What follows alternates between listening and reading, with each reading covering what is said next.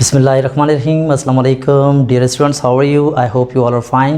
Well, आज हमारा topic है पास्ट परफेक्ट टेंस। ठीक है, पास्ट परफेक्ट टेंस क्या होता है और कहाँ इस्तेमाल होता है। तो an action that ended before another action in past is called past perfect tense. मतलब कोई काम जो माजी के किसी काम से भी पहले ख़त्म हुआ हो। इसको मैं और इजी करता हूँ कि फ़र्ज़ करें कि माजी में कोई दो काम हुए, ठीक है, और हमें ये बताना ज़रूरी है कि पहले कौन सा हुआ। तो वो जो पहले हुआ ना वही पास्ट परफेक्ट है। आई होप अब आपको बात क्लियर हो गई होगी। मिसाल देखें, जैसे the thieves had escaped before the police arrived. मतलब पुलिस के पहुंचने से पहले चोर भाग चुके थे। मतलब दो काम हुए कि पुलिस आई लेकिन उससे भी पहले चोर भाग चुके थे।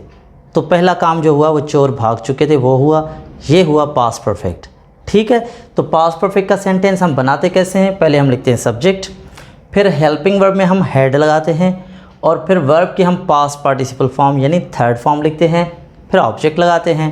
अच्छा, क्योंकि ये पास्ट परफेक्ट की मैं बात कर चुका हूँ कि ऐसे काम जो माजी से भी पहले हो चुके हैं।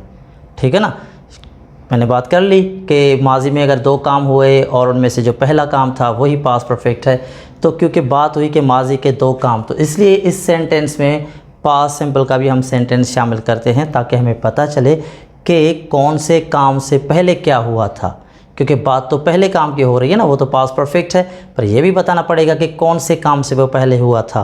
ठीक है, जैसे मैंने एग्जांपल दे दी कि thieves had escaped before the police arrived. Police के पहुंचने से पहले ही चोर भाग चुके थे। या दूसरी मिसाल देख लें, I had eaten meal before you arrived. आपके आने से पहले या आपके पहुंचने से पहले मैं खाना खा चुका था। तो देखें, आप पहुंचे उससे पहले मैं खाना खा चुका था, मैं अपना खाना ख़त्म कर चुका था।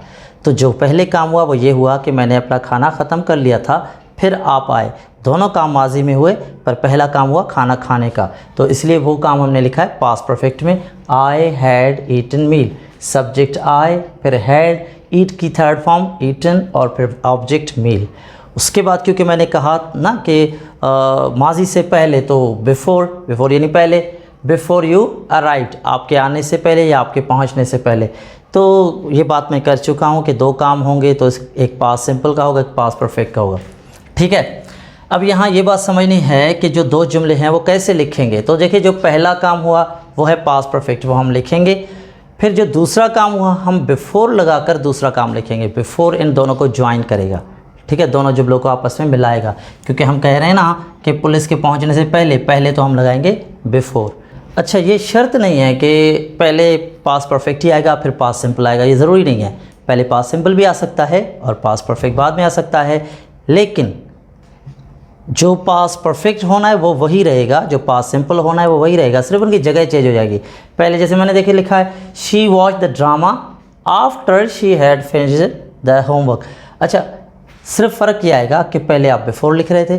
अगर पास्ट का जुमला पहले लिखेंगे तो यहाँ पे कनेक्शन के लिए कनेक्टिव जो है वो हम इस्तेमाल करेंगे after. She watch the drama after she had finished her homework. ठीक है, ये after she had finished her homework वही पास्ट परफेक्ट है, बाद में आया है, इसलिए हमने यहाँ पे आफ्टर लगाया है। उसने होमवर्क ख़त्म करने के बाद ड्रामा देखा। आई होप आपको ये बात क्लियर हो चुकी होगी। अब अगर हमें इनका नेगेटिव बनाना है तो कैसे बनाएंगे? देखिए, ये अफर्मेटिव है, they had seen me. Negative बनाएंगे तो हैड के बाद नॉट आ जाएगा और जो वर्ब की थर्ड फॉर्म है वो सेम रहेगी, दे हैड नॉट सीन मी। और क्वेश्चन बनेगा तो had they scene me. Question mark जो है ना, it's very important. I hope आपको समझ में आ गया होगा। If you still feel any kind of confusion you can ask me in the comments. आप कमेंट्स में पूछ सकते हैं, आई विल सर्टेनली रिप्लाई। अगर आपको ये लेक्चर पसंद आया तो kindly share and subscribe the channel. Thank you very much.